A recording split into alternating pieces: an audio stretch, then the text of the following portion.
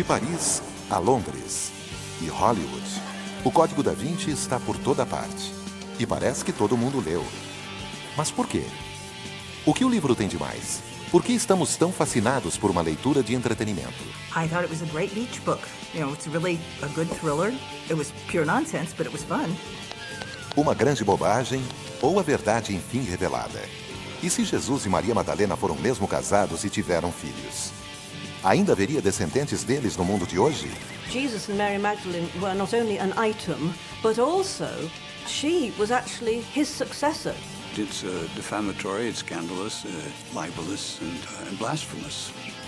Uma sociedade secreta chamada Priorado de Sião existe mesmo desde a época dos Templários, guardando segredos sobre uma descendência de Jesus Cristo?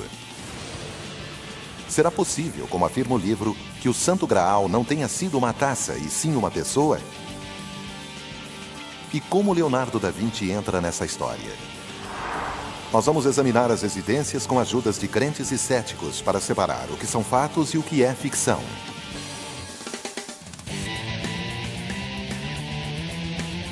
Será verdade? O Código da Vinci.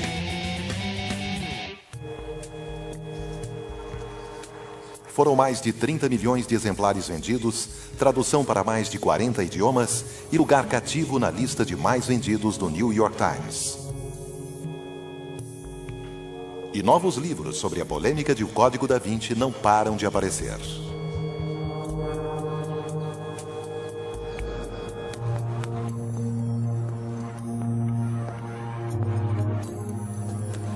O livro tem uma conspiração, uma história de amor e uma perseguição. 3 elementos que muitos leitores adoram. O romance começa em Paris, no Louvre, onde o curador do museu é encontrado morto. E as únicas pistas deixadas pelo assassino apontam para a obra de Leonardo da Vinci. A neta da vítima e uma especialista em simbologia de Harvard saem numa jornada pelas ruas de Paris para desvendar o crime e se envolvem numa busca pelo Graal que os leva a percorrer a Europa. Os personagens criados pelo autor Dan Brown são todos originais, mas as afirmações polêmicas que há no livro não saíram da cabeça dele. A maioria já está no best-seller de 82, O Santo Graal e a Linhagem Sagrada, de Michael Bajan, Richard Lee e Harry Lincoln, que foi lançado originalmente como não-ficção, embora tenha sido taxado por críticos de pseudo-história. Lee diz que ele e seus colegas descobriram o que hoje é conhecido como tema central de O Código da Vinci em meados dos anos 70. A história de uma sociedade secreta, o Priorado de Sião, criada para proteger a descendência de Jesus Cristo. We had no preconceptions. We had no idea where it was leading. We simply followed the evidence. Tudo começou com uma história de um mistério nunca desvendado numa cidadezinha pitoresca no sul da França chamada Rennes-le-Château.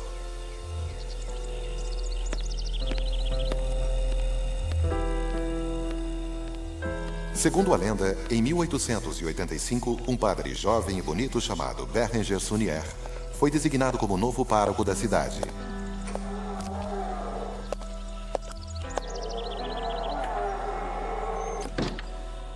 Dois anos depois, Saunière iniciou uma reforma na decrépita igreja local, erguida em homenagem a Maria Madalena em 1059. Durante as obras, ele teria encontrado um pilar oco sob o altar que guardaria alguns pergaminhos.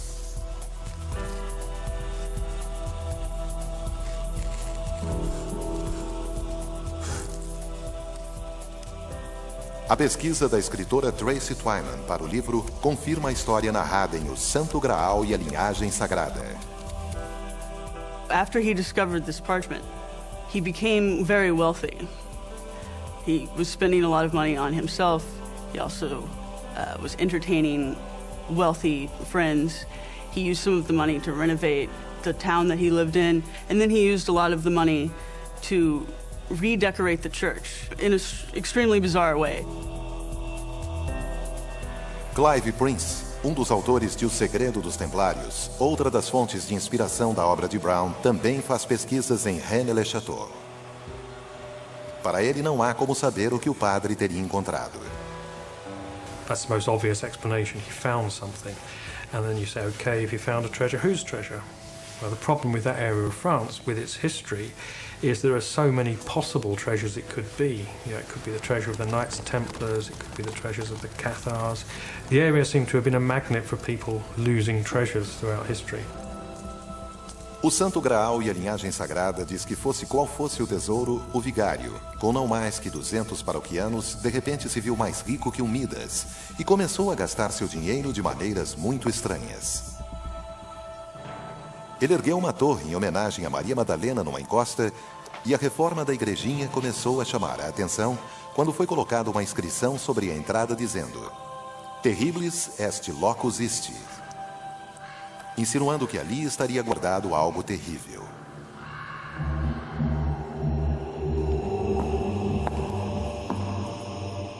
Do lado de dentro, ele pôs uma imagem do demônio Asmodeu, guardião dos tesouros ocultos, e uma representação da Via Sacra com imagens que não condizem com a versão bíblica tradicional. A mais impressionante delas parece mostrar Jesus sendo levado para fora do túmulo em vez de o contrário. Será que o padre só estava dando asas às suas pretensões como decorador? Ou que sua intenção era revelar um segredo bombástico? Algo que poderia mudar para sempre a cristandade como a conhecemos? There is another possibility that documents led not to a treasure because there's no indication of Sonier looking for a treasure. It is possible that they contained a secret, and the secret was worth money.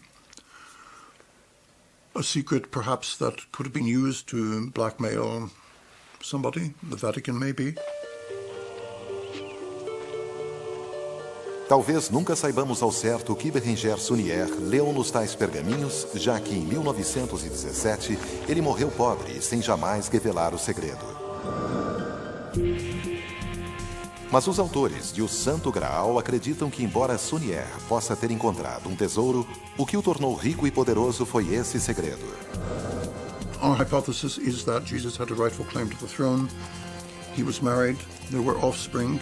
The offspring escaped with the Magdalene to the south of France. 4 centuries later, that offspring, or that bloodline, intermarried with the royal line of the Franks to produce the Merovingians.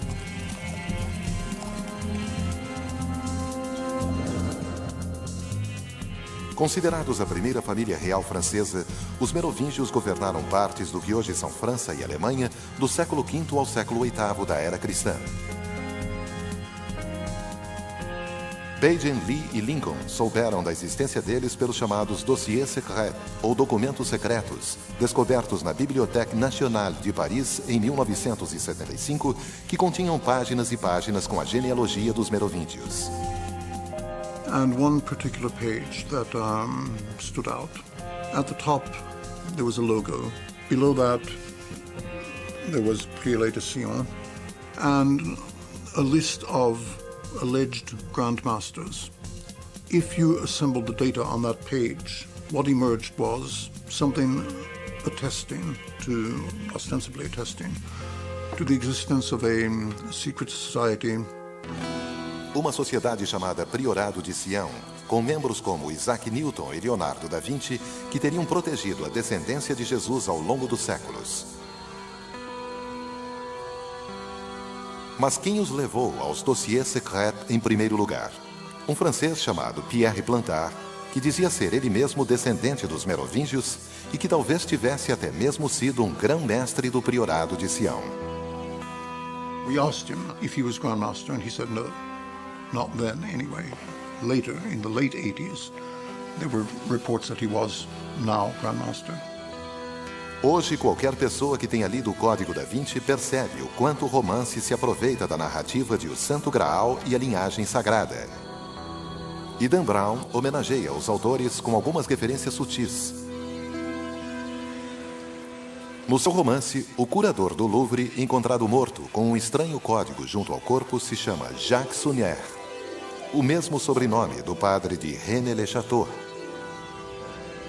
E o Saunière, no livro, é supostamente o grão-mestre do Priorado de Sião. A neta dele, Sophie Neveu Plantard, tem um sobrenome do descobridor dos dossiers secrets, e ela supostamente tem sangue merovingio. Nos arredores de Paris, no Chateau Villette, ela e o simbologista de Harvard, Robert Landon, buscam a ajuda do especialista em assuntos relacionados ao Graal, Lee Tibin, um anagrama dos nomes dos dois autores de O Santo Graal, Lee e Beijan. E o que chama mais a atenção, a chocante revelação de O Código da Vinci espelha a tese básica de O Santo Graal e a linhagem sagrada. E qual o problema, então? Dan Brown in The Da Vinci Code presents it as fact. We do not present it as fact. We suggest it as a possibility. Embora oficialmente seja uma obra de ficção, o romance despertou uma onda de polêmica no mundo todo, principalmente por causa de sua página de fatos, que diz que o Priorado de Sião e sua lista de membros existe mesmo, e que todas as descrições de obras de arte, arquitetura, documentos e rituais secretos correspondem à realidade.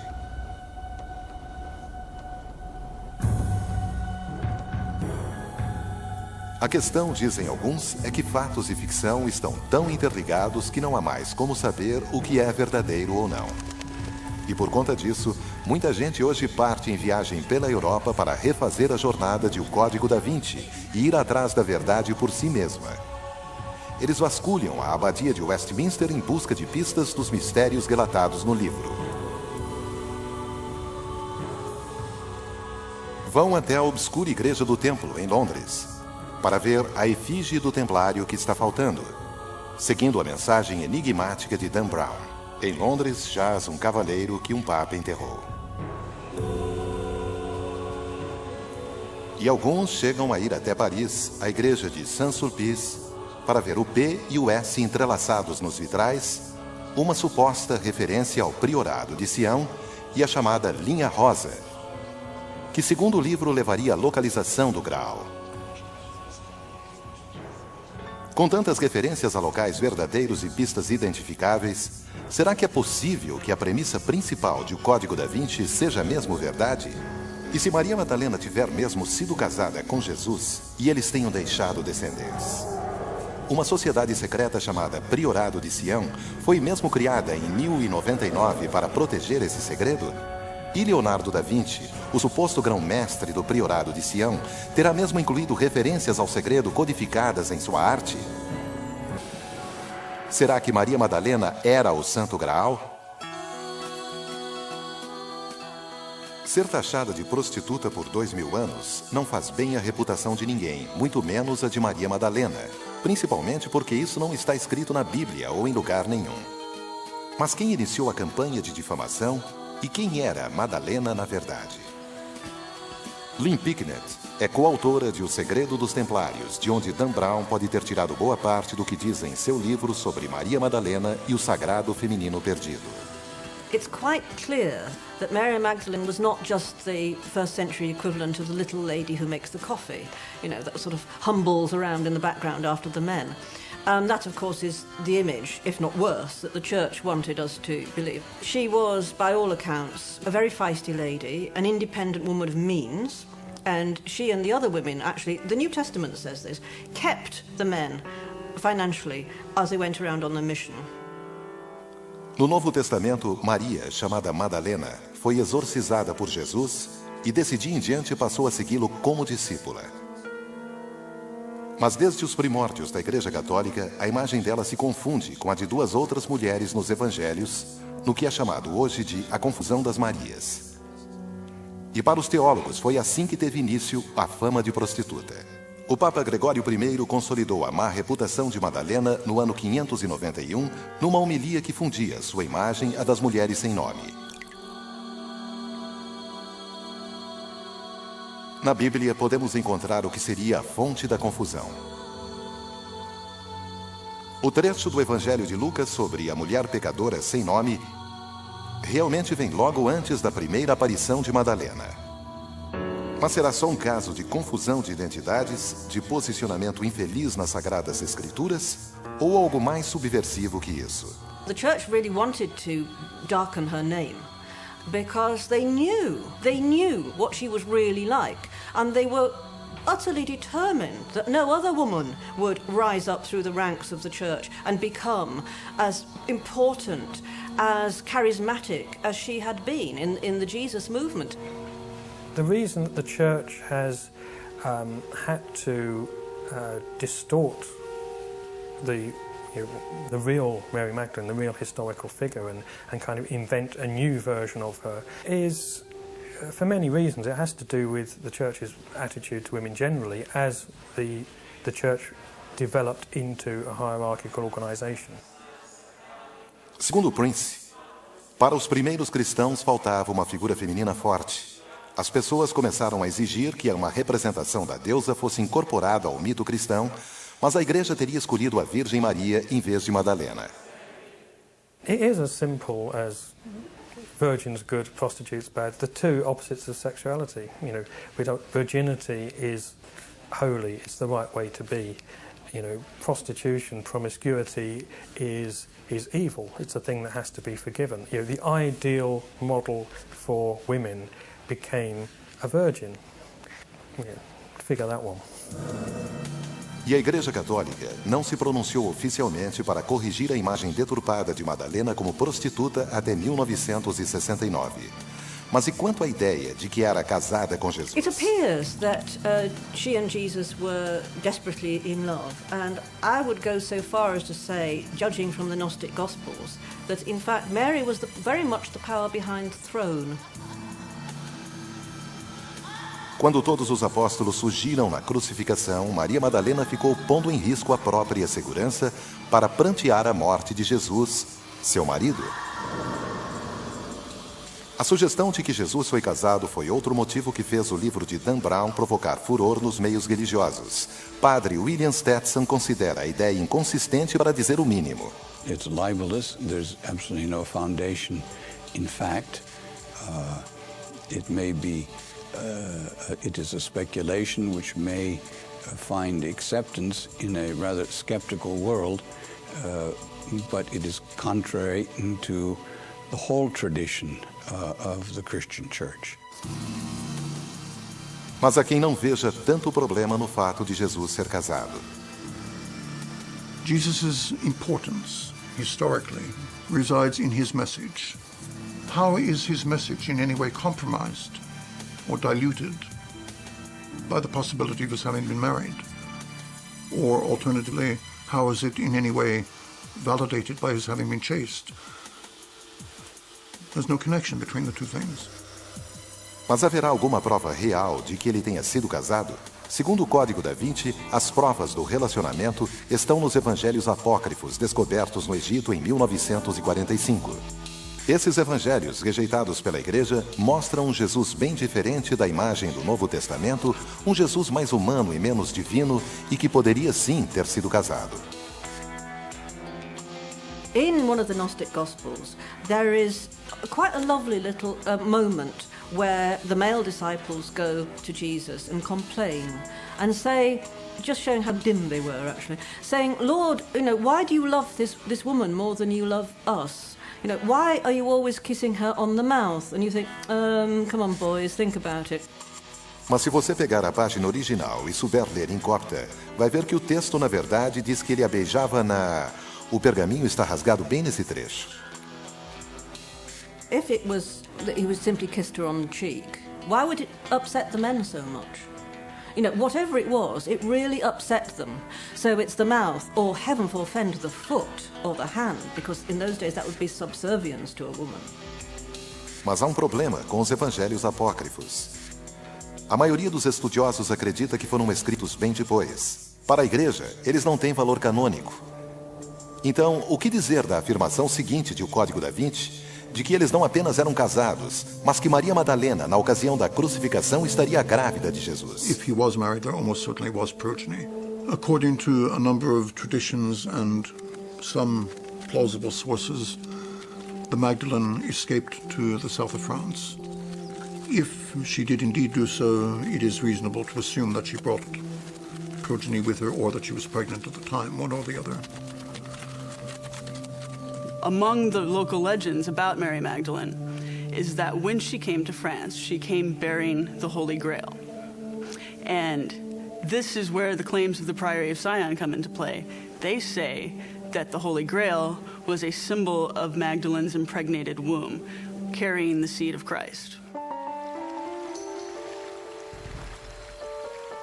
O livro, então, diz que ela teria tido uma menina, Sara, que se casaria com alguém da primeira realeza francesa, um merovíndio, dando continuidade à linhagem de seus famosos pais. If you're talking about a bloodline stretching over 2 millennia, you're not talking about a family tree, you're talking about a bloody forest. There's probably millions of people, therefore, who are related dimly to Jesus and Mary Magdalene. It could be me. It could be any of you. No livro, supostas evidências da união entre Jesus e Madalena ficam ainda mais claras quando examinamos em detalhes o famoso afresco no refeitório da igreja Santa Maria delle Grazie, em Milão, Itália. A Última Ceia de Leonardo da Vinci. Mas antes, examinemos o homem responsável pela obra. Sigmund Freud disse certa vez: Leonardo foi um sujeito que despertou cedo demais, ainda no escuro, enquanto todos os outros ainda dormiam. Martin Kemp é um dos maiores estudiosos de Leonardo da Vinci. People say Leonardo is a man ahead of his time. I think he just made much more of his time than anyone else was able to do so. My favorite thing in Leonardo is that he drew the world on paper with a conviction, vitality and penetration which no one has achieved before or since.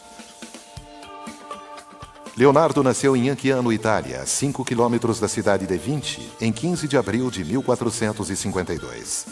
Da Vinci não é bem um sobrenome, mas significa da cidade de Vinci. Até o título de O Código da Vinci causa espécie no mundo artístico, já que ninguém se refere ao artista usando outro nome que não Leonardo. Filho ilegítimo de um tabelião florentino com uma camponesa local, ele foi criado pelo pai em Florença. Presumably Leonardo as a child has shown talent for drawing or doing works of art, and at some point, probably via his father, who was an important notary in Florence, he was introduced to Andrea del Verrocchio, who was the leading sculptor, one of the leading painters, and somebody who was employed heavily by the Medici family, who then ruled Florence. So he had an entree into probably the best studio in Florence. Diz a lenda que, depois que Leonardo ficou como assistente de Verrocchio e pintou o anjo no seu famoso quadro Batismo de Cristo, o artista viu que jamais chegaria aos pés do talento de seu pupilo e declarou que nunca mais voltaria a pintar. A arte de Leonardo era mesmo e continua sendo impressionante, mas seu talento não parava por aí.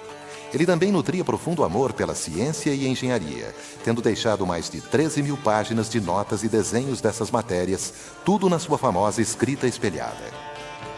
The notebooks are extraordinary, we take them for granted, but there's nothing quite like them. What is extraordinary is that a single sheet in Leonardo's work may contain anatomy, physics, notes on nature, scribbles on painting, maybe a little study of a head and so on.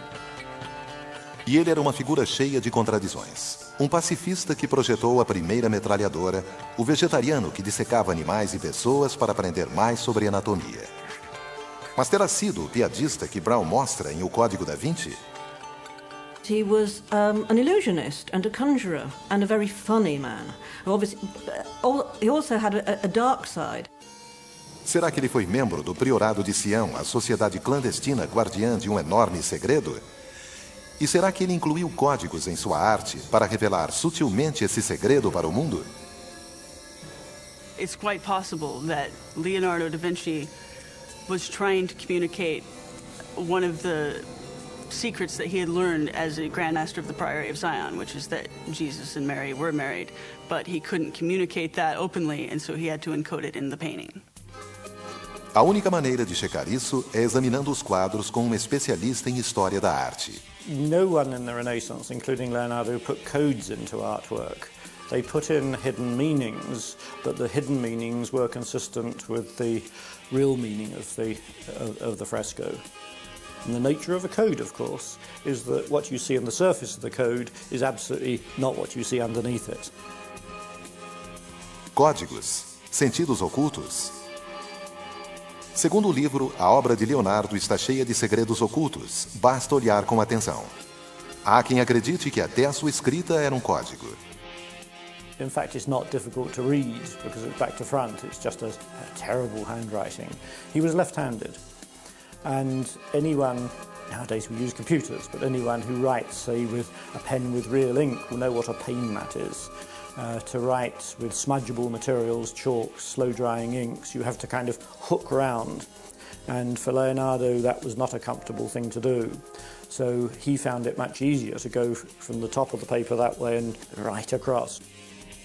Braun também resgata a velha tese de que Mona Lisa seria retrato do próprio artista travestido de mulher.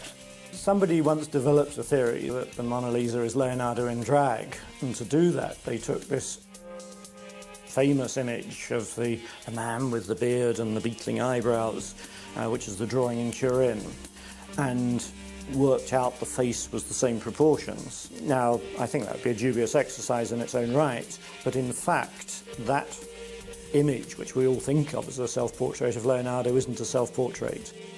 Certo, talvez então não haja códigos em todas as suas obras. Mas e quanto à Última Ceia? What is going on in the Last Supper basically is two things. And the first is, it's the story of Christ saying, "One of you will betray me." But also the Last Supper is bound to refer to the institution of the Eucharist. That is to say that when Christ says, "The wine is my blood, the bread is my body." Para Dan Brown e outros, o segundo trabalho mais famoso de Leonardo, o afresco pintado na parede do refeitório da igreja de Santa Maria delle Grazie, pode guardar um segredo muito maior.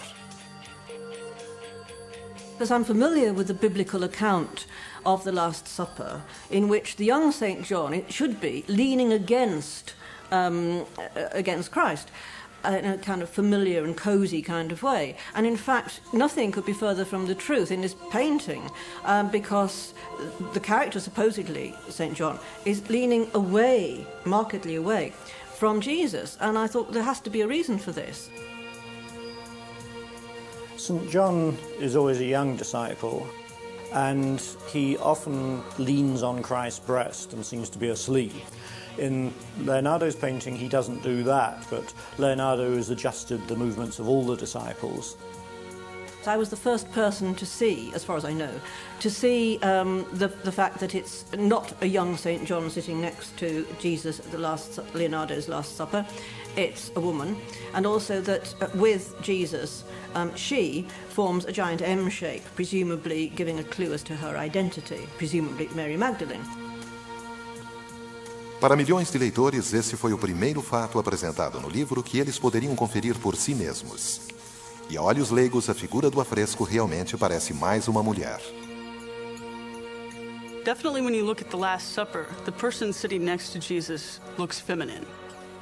Se você acreditar nisso, outra parte da análise de arte de Dan Brown começa a fazer sentido. Para ele, a pintura mostra o ciúme que São Pedro tinha de Madalena por causa da afeição de Jesus por ela. And if you look at Leonardo's Last Supper, you see that St. Peter has a dagger behind his back. He's got his hand on her shoulder, but visually it's actually cutting her head off. It's threatening, to say the least. Segundo a compreensão mais tradicional, o gesto de São Pedro com a faca simboliza o famoso golpe que deu no servo do sumo sacerdote durante a prisão de Jesus. So that's what the knife is doing there. It's part of a very rich series of symbolic illusions. Mas a figura direita de Jesus seria mesmo uma mulher? The reason it's not a woman is because it's an androgynous young man, and it's a typical Leonardo portrayal. But if you look at other Last Suppers, St. John is often portrayed as youthful and rather delicate in constitution, and it's a traditional portrayal. Sharon Newman, especialista em história medieval que escreveu The Real History Behind the Da Vinci Code, concorda. There are a lot of Renaissance painters who painted John always as a young boy, and especially with the Renaissance styles for young boys to wear their hair long, lots of jewelry, very delicate feminine faces.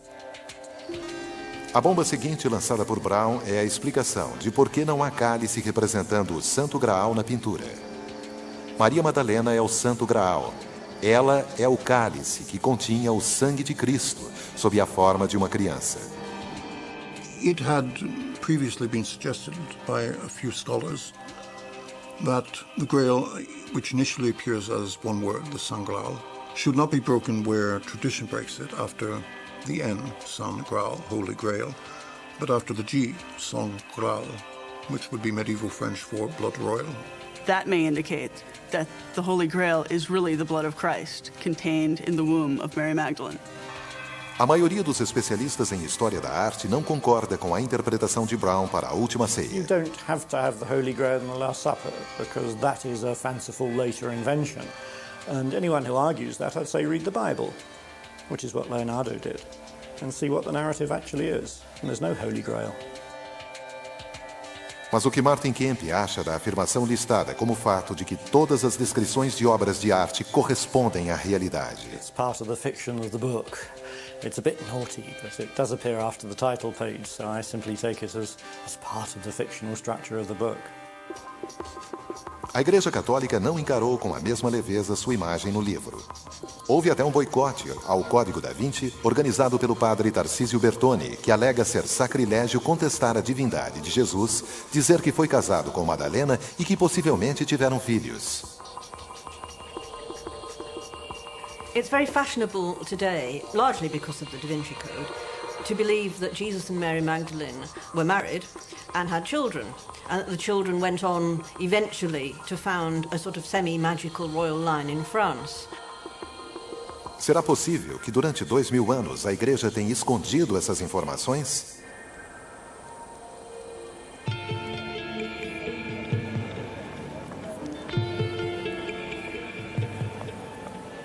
Há golpes duros contra a Igreja Católica no livro. O romance especula que o Papa pode ter recebido suborno do grupo radical Opus Dei para lhe garantir status especial.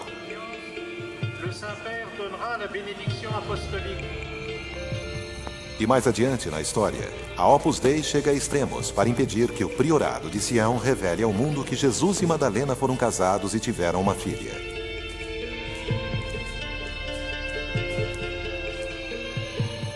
Se você esquecer que grande parte do livro é ficção, como fizeram certos leitores, pode ser levado a crer que a Igreja esconde mesmo os verdadeiros Jesus e Maria Madalena.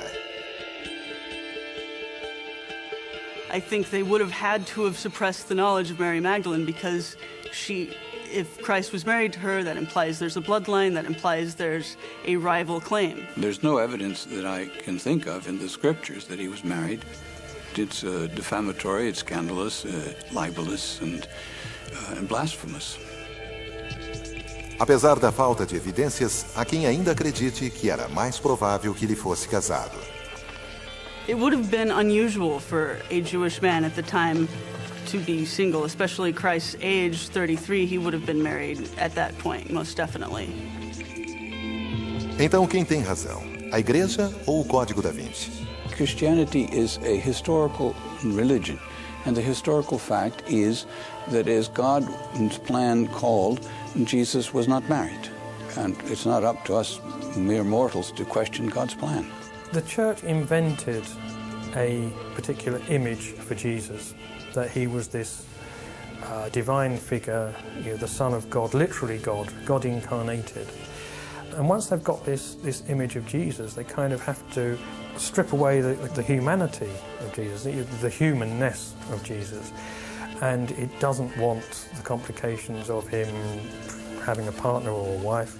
It doesn't want the complication of him having children. You know, we haven't come up with a marriage license. Nobody was invited to the party. You would think that the wedding would have been a real blowout affair, but no, there is absolutely no proof that Jesus and Mary were married. Qualquer que seja sua crença, o fato é que o romance contradiz as maiores tradições da Igreja cristã e mostra um grupo católico, o Opus Dei, de modo nada lisonjeiro. Os leitores devem se lembrar do monge albino Silas, numerário da Opus Dei com uma veia masoquista, cuja obediência cega à Igreja acaba o levando à morte. O padre William Stetson, membro do Opus Dei, considera ridícula a descrição que Brown apresenta de Silas. Opus Dei is very badly and libelously and slanderously portrayed in the Da Vinci Code. The author takes an institution and makes a caricature of it in order to create excitement in his mystery story. That he would talk about albino monks. Well, I mean, there are no monks in Opus Dei. It shows a fundamental misunderstanding of the very nature of Opus Dei. And above all, I mean, he's a totally immoral person. Mas o que é então a Opus Dei verdadeira? Opus Dei is a 77-year-old institution of the Catholic Church which seeks to awaken in Christians a authentic desire to live their Christian life, to integrate their faith and their work and their family life. Na tão falada página de fatos, Brown apresenta a Opus Dei como uma organização católica profundamente conservadora, objeto de controvérsias recentes devido a relatos de lavagem cerebral, coerção e mortificação corporal. Mas esses relatos serão verdadeiros? I joined Opus Dei while a sophomore in college, and the reason I got involved was because an Opus Dei numerary asked me on a retreat, and so after that time I became more familiar with the members, and I attended functions at the Opus Dei houses. And then over a gradual period of time, my involvement got deeper. Para o padre Stetson, o grau de comprometimento com a Opus Dei é uma questão totalmente pessoal. It's based upon freedom, the freedom of people in joining and the freedom of people to leave. Nem tanto, segundo Tammy de Nicola. A pressão que ela começou a sofrer aos 19 anos para se tornar membro celibatário da Opus Dei só cresceu. Por fim, disseram a ela: If you say no, you'll be not doing God's will your whole life, and you may even be damned, and you won't have God's grace. Tammy acabou se tornando mesmo numerária da Opus Dei e no princípio se orgulhava da total obediência à fé. Só mais tarde passou a se referir a ela como obediência cega. You know, typically entire salaries are handed over, all of your reading, watching of television and radio is censored. É a essa devoção intensa que Dan Brown se atém e a incrementa na construção do personagem Silas. O uso brutal que ele faz do cilício, a cinta de espinhos apertada na coxa, e das disciplinas, açoites usados em geral uma vez por semana para lembrar o fiel do sofrimento de Jesus na cruz, compõem algumas das cenas mais marcantes do romance. Opus Dei numeraries will wear this on their thighs for 2 hours each day, except for Sundays and feast days. Within Opus Dei, they explain that you need to do penance and mortifications in order to grow closer to God. Corporal mortification has been practiced in the Catholic Church for centuries. Então, a parte da mortificação corporal é verdadeira. Mas isso não muda a grande queixa da Opus Dei ao livro. A menção da ordem na página dos fatos leva leitores a crer que todos os atos do personagem Silas, inclusive o abuso das penitências com cilício e disciplinas, seriam tolerados pela Opus Dei verdadeira.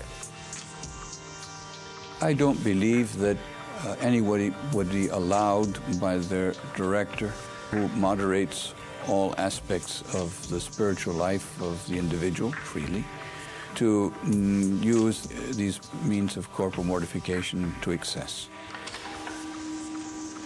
De Nicola, por fim, deixou a Opus Dei depois que seus pais e um advogado intervieram num período de férias da faculdade. E mesmo ainda sendo católica praticante até hoje, ela acha que está bem melhor longe da ordem. So I think that there's something systemically wrong with Opus Dei, that at the heart of it, it operates more like a cult in its practices. Sempre vai haver divergência de opiniões sobre um grupo de crenças rígidas como a Opus Dei. Mas e quanto à imagem dela mostrada em O Código da Vinci? I think that in the Da Vinci Code, Opus Dei is very much sensationalized, but what was portrayed accurately is the blind obedience that exists within Opus Dei. Afora a questão da Opus Dei, o Código da Vinci tripudia de tradições cristãs, causando revolta em muitos que as cultuam com devoção. the accusation that the Catholic Church has been engaged systematically in a cover-up of the fact that Jesus was married to Mary Magdalene and that they had a daughter is an attack on the basic foundation of the Christian Church. I don't think the church has been covering up anything for 2,000 years. I don't think the church is competent to do that. É difícil encontrar provas irrefutáveis de algo que teria acontecido 2000 anos atrás. Ainda assim, o argumento mais forte contra a tese do livro de que Jesus e Madalena casaram e tiveram uma filha é o fato disso jamais ser dito na Bíblia nem em textos históricos. It's never been a part of the Christian tradition from the very beginning that Jesus was married.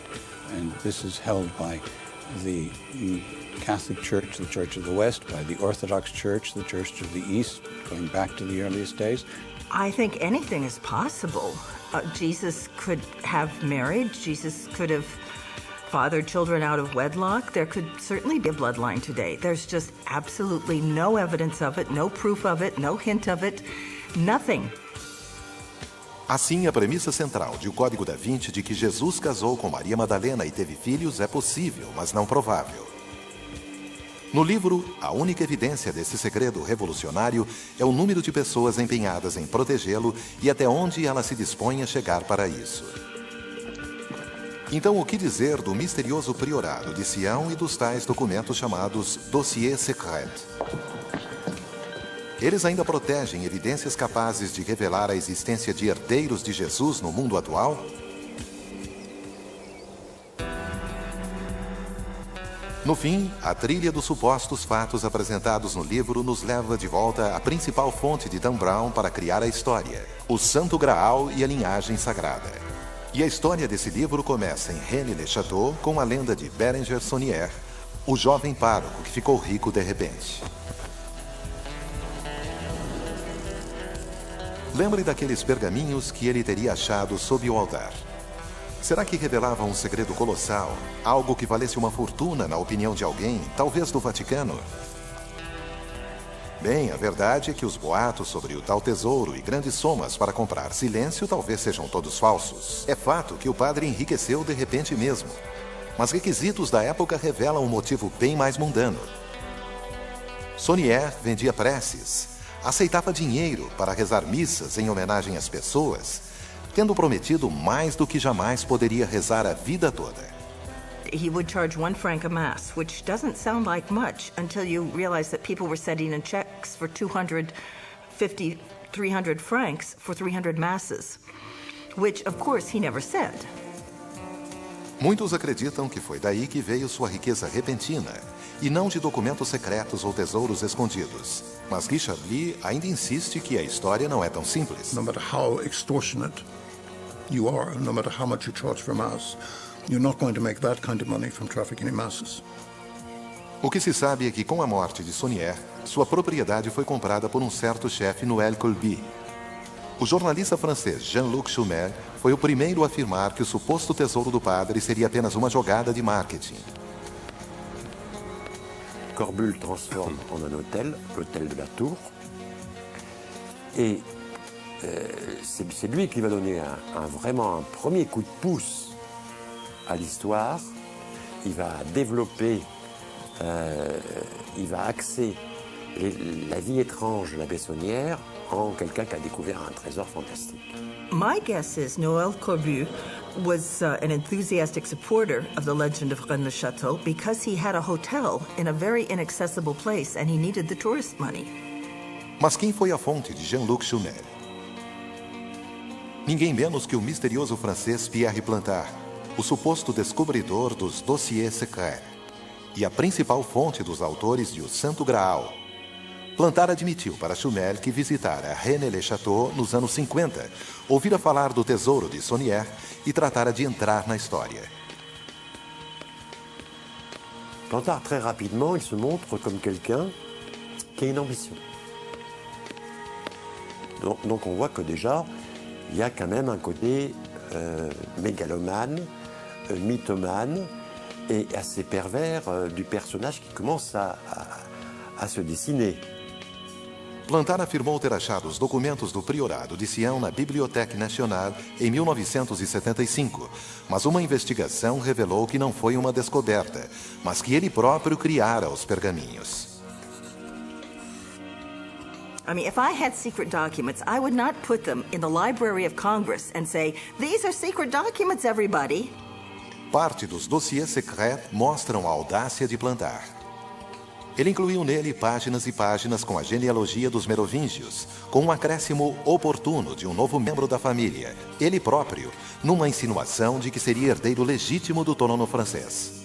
Et on s'est aperçu que toutes les généalogies en question avaient été copiées,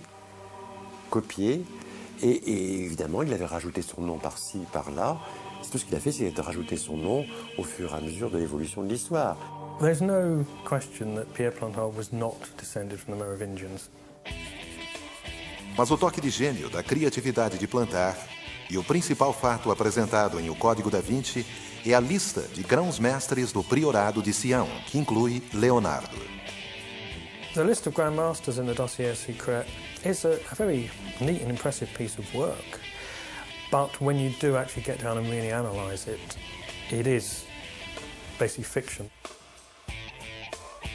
Plantard juntou todos esses papéis, os reuniu numa pasta intitulada Dossier Secret e os arquivou na Bibliothèque Nationale nos anos 60, para oportunamente revelar os papéis em 1975. E Plantard esteve com os autores de O Santo Graal em 1979, na esperança de levar ainda mais além a sua história. É aí que os tais fatos no princípio do livro caem por terra de vez. Neles consta que o priorado é uma instituição verdadeira fundada no ano de 1099 e que os chamados Dossiers Secrets foram descobertos pela primeira vez em 1975, quando o que Plantard fez foi simplesmente resgatá-los do arquivo.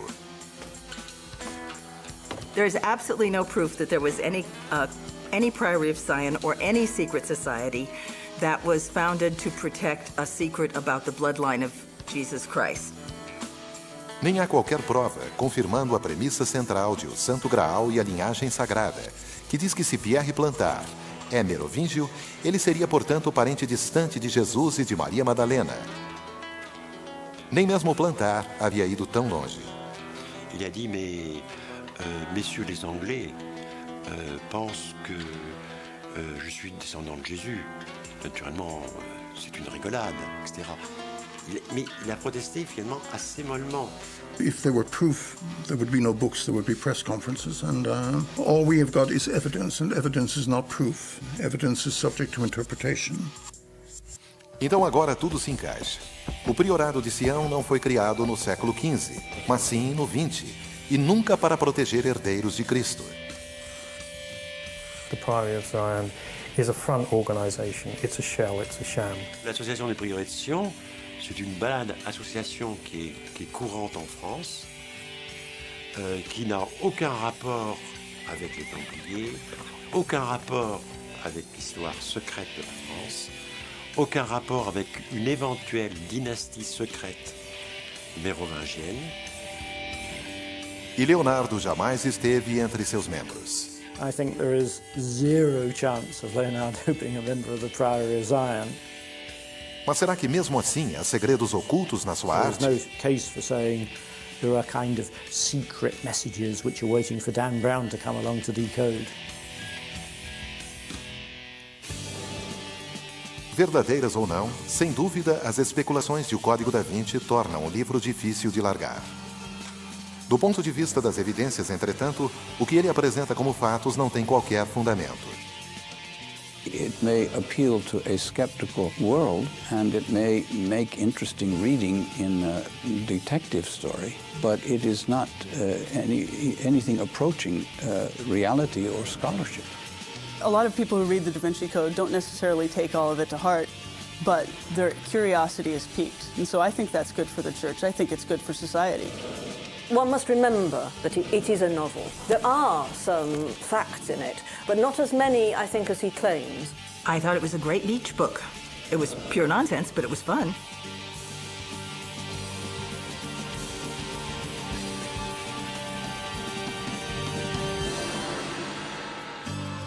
Versão Marshmallow São Paulo.